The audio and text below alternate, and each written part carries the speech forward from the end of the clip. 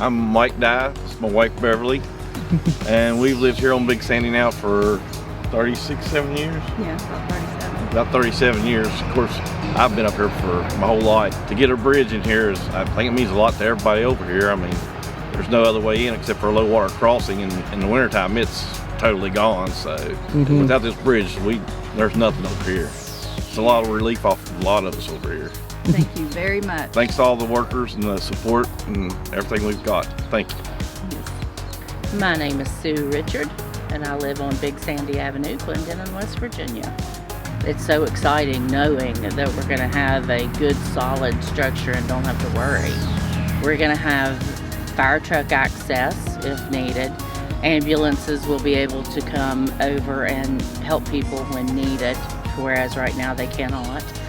It's going to mean just a whole secure way of life, knowing that our old bridge is collapsing little by little. I would like to thank VOAD and all their hard work they put in, all the people that's planned it, worked hard. Trip, the man that is over the building of the bridge now, a great guy to work with. VOAD is very easy to work with. They've been great. Thank you so much. Closing out the year here. We finally got all the steel up, all the structural steel. We're doing some bracing today. We've got our welding crew up on the bridge welding in the transverse bracing. We've got some more cross bracing to put in, and that should close out our year. We'll start the next year putting the decking down on the bridge. It takes 14-foot 2x6s.